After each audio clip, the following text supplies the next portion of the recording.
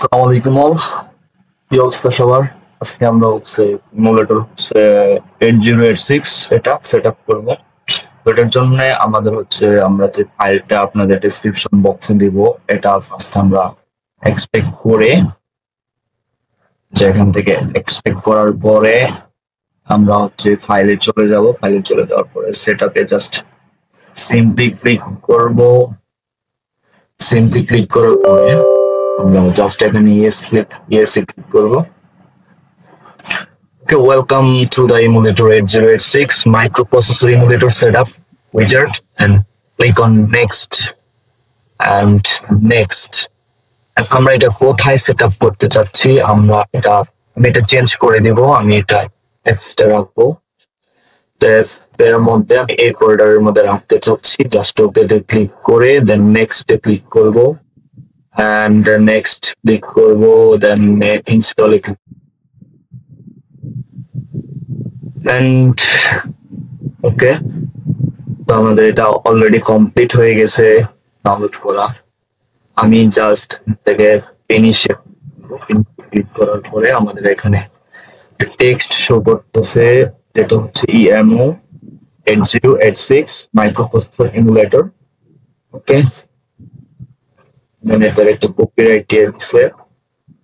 আমরা কিছু লাগবে না, ঠিক আছে। আমরা ক্রস করে দিব। ক্রস করে দেওয়ার পরে আমাদের এখানে রেডমি আছে, আমরা চাইলে পড়তে পারি। এটা হচ্ছে ভার্সনটা দেওয়া আছে, নো প্রবলেম। এখন আমরা জাস্ট এখানে লিখে সার্চ করবো, ইউ লিখে সার্চ করার সাথে সাথে এখানে চলে আসছে। জাস্ট ক্লিক করবো। ক্লিক করার পরে আমরা দেখতে পাচ্ছি এখানে বলতেছে যে কি করো, প্লিজ এন্টার দ্য রেজিস্টার কি। ঠিক আছে, আমরা যদি এটা আইটা দিলেও হবে।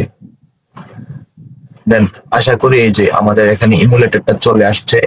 আমরা চাইলে এখান থেকে নিউতে ক্লিক করে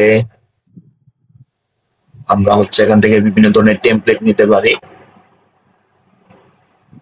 তো আমরা এখানে অলরেডি যে এখানে আমাদের কাজ হয়ে গেছে অলরেডি। আমরা চাইলে এখান থেকে কোড করে ইমুলেটরটা অন করে দেখতে পারি আসলে কি আমাদের ইমুলেটরটা আসলে কাজ করতেছে কিনা। তারপরে আমরা একটা কোড কিভাবে রান করব।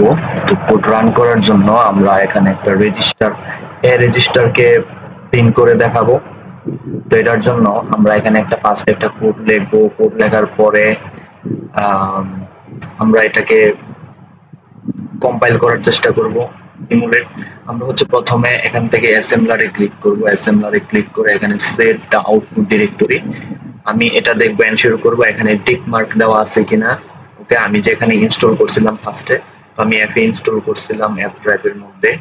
এখানে ওকে তে ক্লিক করব। ওকে তে ক্লিক করার পরে আমরা যে কাজটা করব, এখান থেকে কম্পাইলে ক্লিক করব। কম্পাইলে ক্লিক করার পরে আমাদের এখানে শো করবে আমরা এটা কোন ফোল্ডারে রাখতে চাচ্ছি।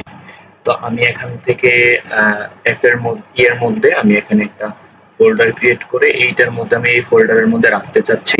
দেন এই যে এখানে একটা নাম দিয়ে দিব। নাম দিয়ে এখানে জাস্ট এখানে সেভে ক্লিক করব। সেভে ক্লিক করলে